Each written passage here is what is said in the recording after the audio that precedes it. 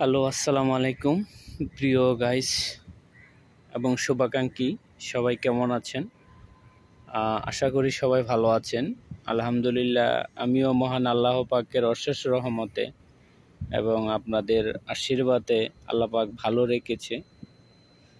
দীর্ঘ কিছুদিন শারীরিক সমস্যায় ছিলাম, এখনও মোটামুটি কাটিয়ে উঠতে পারি নাই শারীরিক সমস্যা। প্রবাস জীবনটাই আসলেই দুঃখ সুখের মাঝে কাটতে হয়, বা জীবন এভাবেই চলে। জীবন তো আর থেমে নেই, জীবনের গতিতে চলতেছে।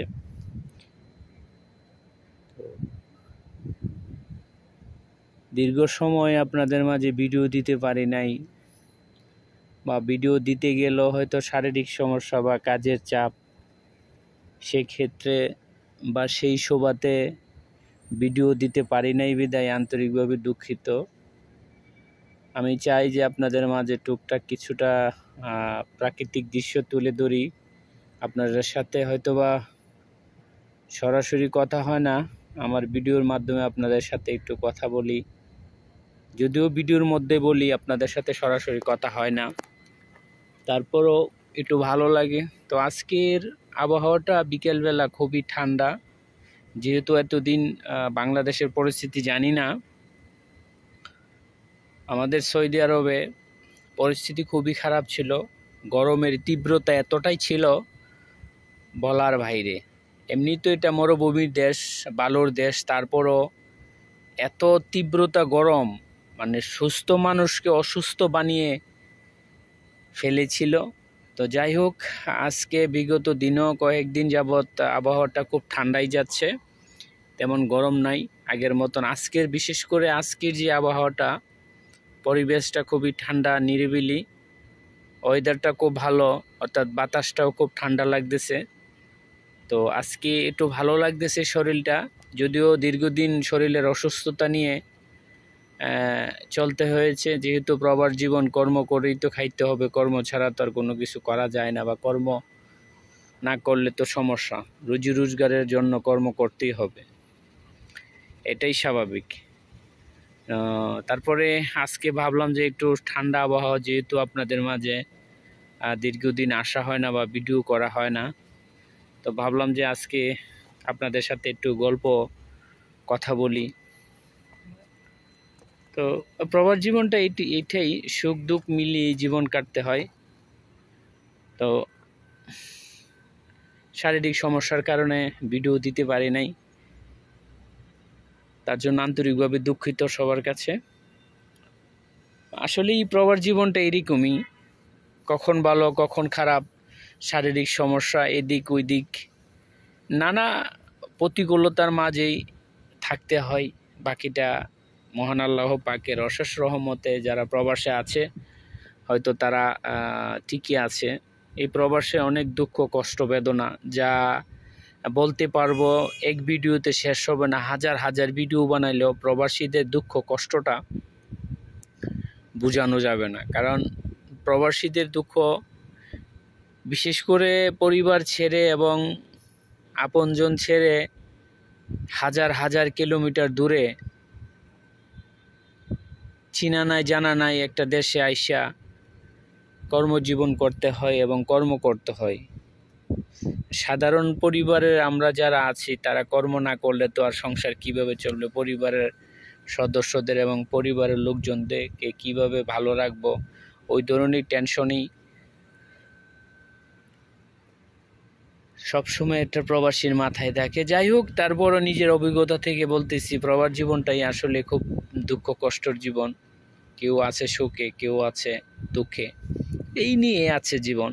তবুও তো কাটতেছে জীবন, থেমে তো আর নেই, জীবন তো চলবে জীবনের গতিতেই। সবাই যে প্রবাস জীবনের সুখী এমনটা নয়, অনেকেই আছে দুঃখ কষ্টে জীবন কাটতেছে। তারপর পরিস্থিতিটা মোটামুটি আগের তুলনা, সৌদি আরবে বর্তমানের পরিস্থিতিটা খুবই খারাপ। আমার যারা শুভাকাঙ্ক্ষী আছেন বা পরিচিত আমার সাবস্ক্রাইবার আছেন, যতটুকুই আমার ভিডিও যারা দেখেন, আমি যেহেতু এমন ফোকাস করতে পারি না ভিডিও আপনাদের মাঝে, তারপরও ধরে তুলি। বাস্তবতা কিছু কথা বলতে গেলে কিছু প্রসঙ্গ আসে বা প্রসঙ্গ বলতে হয়। তাই বলবো, যারা আমার ভিডিওগুলো দেখেন প্লিজ দয়া করে আপনারা এখন বর্তমানে সৌদি আরবে আসবেন না।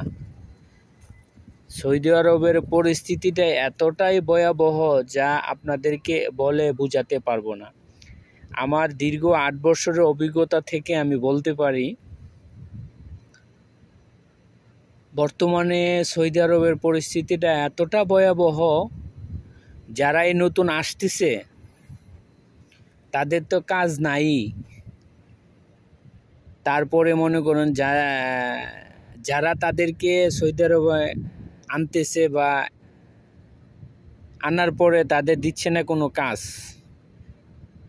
নাই কোনো থাকার জায়গা, এই রাস্তায় ঘুরতেছে, মসজিদও ঘুমাইতেছে, এদিক ওদিক ঘুরতেছে, কিন্তু কাজ তো আর মিলতেছে না। তারপরে মনে করেন খাদ্য কোনো কিছুই মিলে না সময় মতে।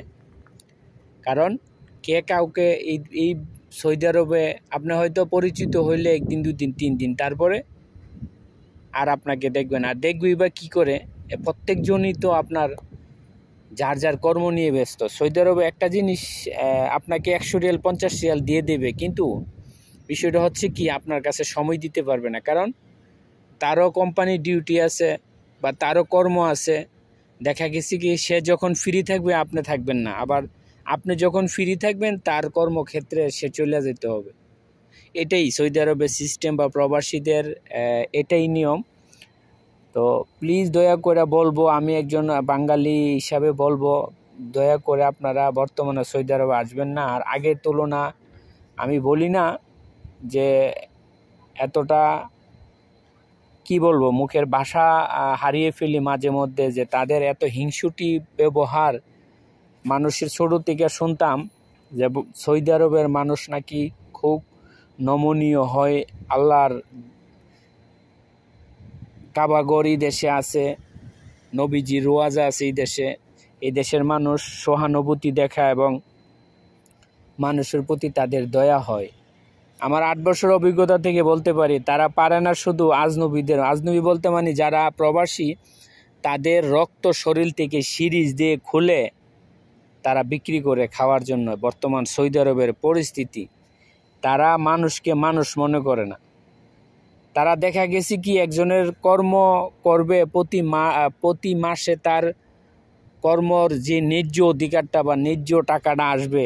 ধরেন একটা মানুষের 1 মাস কাজ করলো, তার 2000 টাকা বেতন, কিন্তু তাকে 2000 টাকা দেওয়া হয় না, তাকে দেওয়া হয় 900-800 টাকা। এও 1 মাসের বেতন আরেক মাসে। দ্বিতীয়ত হইল, যারা ফ্রি ভিসা আছে তাদের প্রতি যে এমন একটা জুলুম করতেছে, যেই জুলুমের মানে যারা ভুক্তভোগী তারা হয়তোবা অনুভব করতে পারে বা অনুভব করতেছে। তো যাই হোক, দীর্ঘ সময় আপনাদের কাছে এত কিছু বলতে পারতেছি না, বা সময়ের স্বল্পতার কারণে বলা সম্ভব নয়। তারপরও আমি বলবো, প্লিজ দয়া করে আপনারা কেউ বর্তমানে সৌদি আরবে আসবেন না। সৌদি আরবে অনেক লোকজন রাস্তায় ঘুরতেছে ভাই, আমার নিজের চোখে দেখা, খুব মায়া হয়, কষ্ট হয়। আর কষ্ট করলে কি হয়, হয়তো পকেট থেকে 10 রিয়াল 20 রিয়াল দিতে পারি দেশি হিসাবে বা বাংলাদেশের মানুষ হিসাবে, কিন্তু যারা সৌদি আরবে এখন আসার নাম করতেছেন, দয়া করে আসবেন না। সৌদি আরবের পরিস্থিতি ভালো না। সবাই ভালো থাকবেন, সুস্থ থাকবেন। আল্লাহ হাফেজ।